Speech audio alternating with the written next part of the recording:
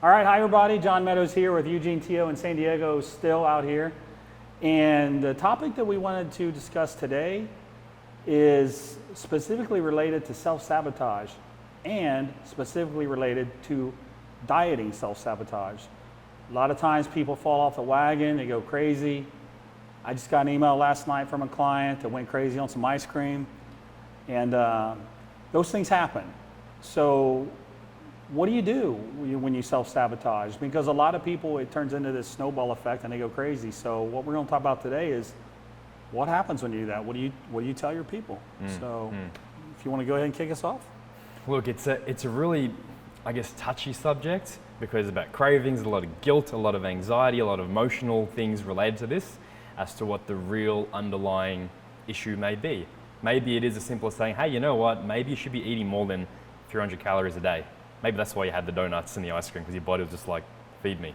Yeah. It could go down that biochemical route of certain imbalances in neurotransmitters, creating cravings, et cetera, but I don't think it's even worth worrying about that. Let's just look at it for what it is. Let's say you will go to self-sabotage, you went to binge eat, and you inhaled 4 pizzas and a tub of ice cream, and you feel terrible. You start beating yourself saying, oh my God, I'm fat now. I ate 20 million calories.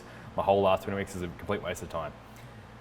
First of all, the thing I try to tell my clients, and I try to teach as much as possible, is to remove the guilt and to understand that you eating all those calories, you binging, you self-sabotaging, or what may seem like self-sabotage, is actually your body displaying perfect evolutionary programming. So for example, like you love donuts, I can tell. Put donuts in front of you, you're probably going to eat them. And you know what? 10 times out of 10. 9 out of 10 people, I might be the one exception who would happily eat those donuts because they fall into that class of hyperpalatable foods. High sugar, high fat, high calorie, high nutrient, well not nutrient, but high calorie density. Mm-hmm. Your brain is programmed not because sugar acts like cocaine, but because calories and this reward of food acts like cocaine, telling your body, eat me. Because think about it ancestrally, anthropologically, back in evolution, we need these kinds of foods. If caveman, cavewoman saw a donut, that's a blessing from God, eat that. Yeah. So trying to beat yourself up and override that something that is programmed into your biology, into your brain, saying you have to eat this food, you're always going to fight a losing battle. And you're always going to be continually feel guilty, and you're always going to give in to those cravings. You know, it's always going to happen eventually. Mm-hmm. And I think first thing is about not labeling it necessarily as self-sabotage or binging or craving, but just saying, no, that was you not even giving in, but that was just you being a perfect human, trying to survive, trying to proliferate, trying to evolve long term and store up for the winter. Mm-hmm. But the problem's still there. How do I manage this? I'm dieting for a show. I'm dieting for summer, whatever it is. It's not conducive to me to be eating 25 donuts each night. Yeah. What can we do? That's where it's no longer a question of evolutionary biology and the whole hyperpalatable food conundrum, but it's one of willpower, of telling your body, how can you go about saying no to that food? Because maybe it's not even a donut, it's not even binging, maybe you're at home with your family. Mum's made you a big bowl of pasta. You don't want to turn her down. How do you say no to that? How do you go out to a restaurant with your friends and happily order a salad and a chicken breast as opposed to a big, thick, greasy steak and chips? Mm-hmm. You know, it's a tough one, and that's only coming down to willpower. So the thing that people need to understand is willpower, just like any other muscle, has to be trained. So we train our biceps to build up their strength, we can handle more load. You being able to turn down 25 donuts is a heavy, heavy load. You being able to order salad, chicken breast instead of a pizza is a heavy, heavy load. Mm-hmm. And we're trying to approach that heavy load as a complete beginner. We're going in there saying, no pizza, no pizza, no pizza. What happens if you load up 3 plates on the barbell and try to curl it every single day? Eventually, if not straight away, something's going to snap. Yeah. In the self-sabotage dieting sense, what is that? Something snapping is you binging and eating that pizza. Yeah. So we've got to program in little wins, little steps to build up the willpower. Say, you know what? I'm going to order a pizza. I'm going to leave a slice. Or I'm going to have half the pizza and share it with my partner. Or I'm going to have 1 donut, not 2. Or whatever it may be. And immediately short term, you're still having that extra bit of food. So maybe if you're dieting and you're a week out, it could be sabotaging still. But I think of it long term and say, you do that for 12 weeks, you do that for 12 months, Now you can handle 315 on the barbell curl. Yeah. Now you can handle saying no to that food. And I would say then you're actually ready to approach a dieting phase. And you're ready to actually take charge of your health. Yeah. And you'll never self-sabotage again.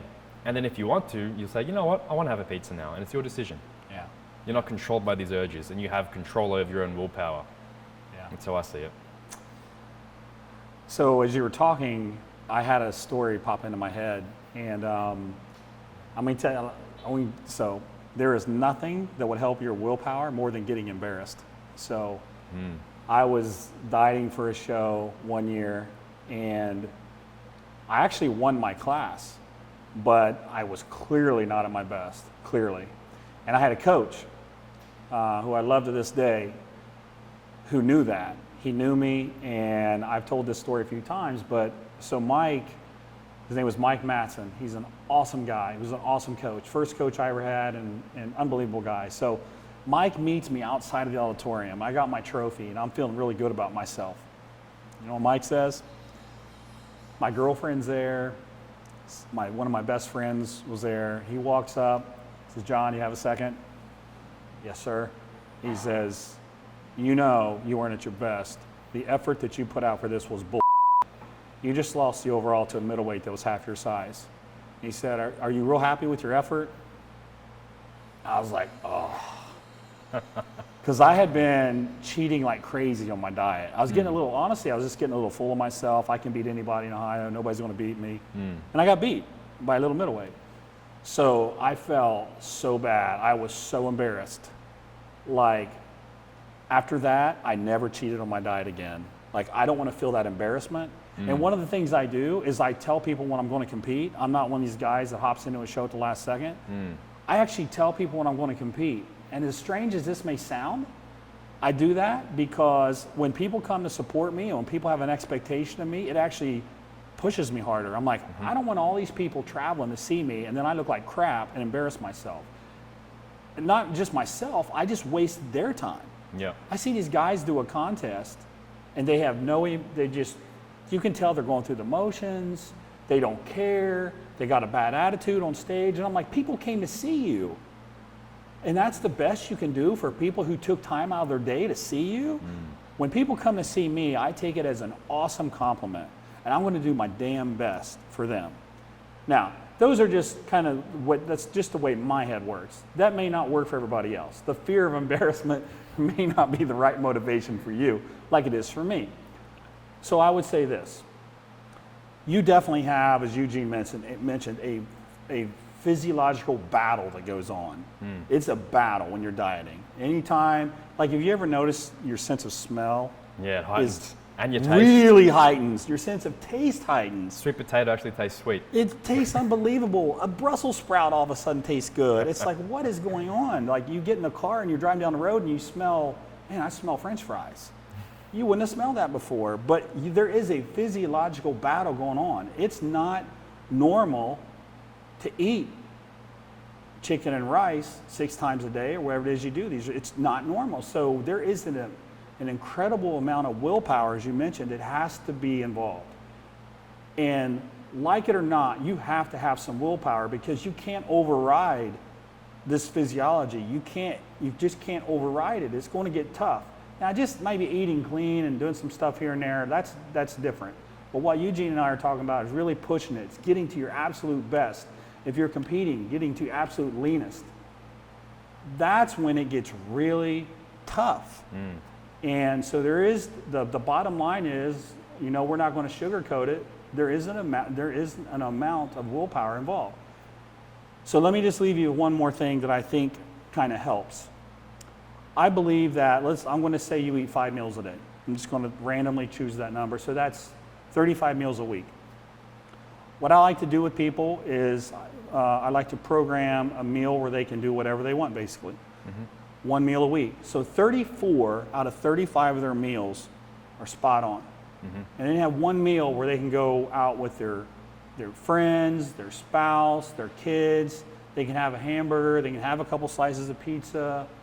They can have a frozen yogurt. I'm not saying go to a buffet and then drink a 12-pack of beer. I'm not saying that. I'm just saying they can kind of relax, and if there's something that they would enjoy.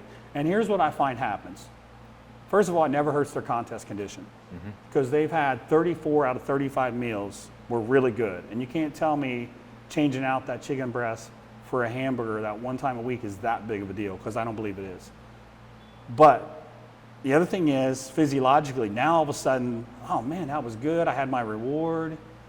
I got to spend time with my family. And I think that that kind of stuff that lessens stress and it creates happiness actually can make you look better. Definitely, I would agree, definitely. And I think it's funny how that works. So the other thing is, I'll finish with this. I know when I do contests, all the competitors backstage are talking about all the stuff they're going to eat.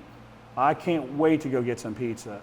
And I'm just like, yeah, I had 2 pieces last Friday, so it's really no big deal. Or they'll be like, man, I can't wait to go to Five Guys. I'm like, I had Five Guys 2 weeks ago. So I don't have that build up 16 weeks long. Now in the old days we did, but in the last 10 years we've incorporated these cheat meals, right? So it's not like you've went months and months and months without having anything that you feel is enjoyable. And I find that that helps people too. When the show's over, they don't go so crazy.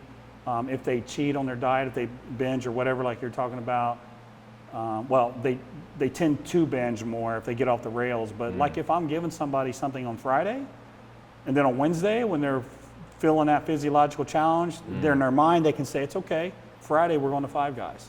They can hang on because there's light at the end of the tunnel. And then Saturday, they wake up after they had Five Guys, they feel great. Then the middle of the week, it starts getting tough again, but they got that Friday. So they have these kind of these little rewards built in so you don't have this incredible amount of stress built up. And it is physiological. Like you can't change it. You will be prone to this. There's no way around it. Definitely. So anyways, hope you enjoyed that. Those are our thoughts on that topic. If you have any questions, shoot them down below and we'll get them answered for you. Thank you very much for watching. Have a great day.